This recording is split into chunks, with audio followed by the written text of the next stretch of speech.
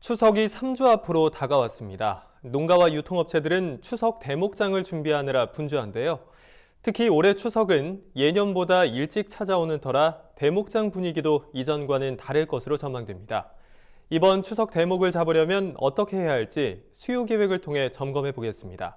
그 첫 번째 순서로 윤슬기 기자가 축산물 시장을 취재했습니다. 축산업계가 한가위를 앞두고 대목을 잡기 위해 분주합니다.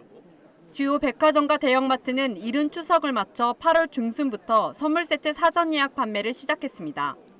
이번 추석엔 냉장육으로 구성한 한우 선물 세트가 인기를 끌 것으로 점쳐집니다. 냉동육으로 끓인 선물 세트는 대부분 갈비찜용인데 올해처럼 추석이 일러 날이 더우면 소비자들이 갈비찜을 선호하지 않기 때문입니다. 이에 맞춰 육가공업체들은 지난해보다 냉장 한우 고기 물량을 더 늘리고 있는 추세입니다. 보신 세트 같은 경우는 여름에 더우면은 이제 집에서 할 수 있는 그런 분위기가 아니기 때문에 정육 선물 세트나 구이용 선물 세트가 약 한 40% 정도 증가할 거로 보고요. 보신 세트는 지금 전체적인 재고는 많이 산재가 있지만 주문이 정육으로 다 쏠릴 것 같습니다. 이른 추석과 짧은 명절 기간이 호재로 작용할 것이란 기대감도 큽니다. 추석이 빠르다 보니 선물용 고품질 과일 물량이 적은 데다 보통 연휴가 짧으면 선물로 마음을 대신하려는 경향이 있어 한우 판매가 증가하기 때문입니다. 과일 같은 것도 없고 그러다 보니까 명절이 이 앞부분에 있을 때 9월달 초반에 있을 때 꼭 고기 오더들도 많이 들어오고. 문제는 가격.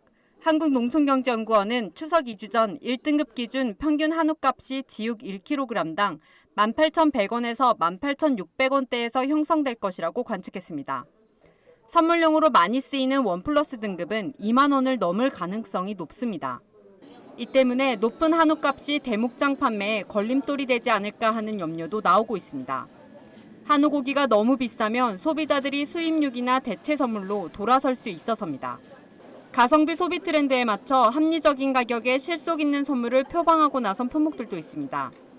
그 주인공은 돼지고기와 꿀. 유통업계는 해가 갈수록 가성비 높은 선물이 인기를 끌고 있기 때문에 올 추석 돼지고기 판매가 예년보다 더 늘어날 것으로 전망합니다. 이에 주요 유통업체는 삼겹살이나 목심 등의 신선육뿐 아니라 수제햄이나 소시지 등 가공육 세트까지 다양한 구성의 선물 세트를 준비했습니다. 합리적인 가격에 색다른 선물을 추구하는 젊은 층을 사로잡기 위해서입니다. 꿀도 실속파 선물로 떠오르고 있습니다. 지난해엔 아카시아 개화 불량으로 생산량이 크게 줄어 명절 특수를 거의 보지 못했지만 올해는 작황이 좋아 물량이 많기 때문입니다. 양봉업계는 전년과 달리 올해 추석엔 꿀 선물 세트 판매가 호조를 보일 것으로 예상합니다.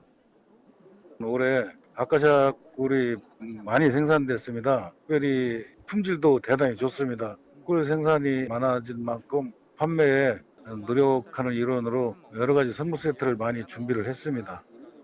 하지만 방심은 금물입니다.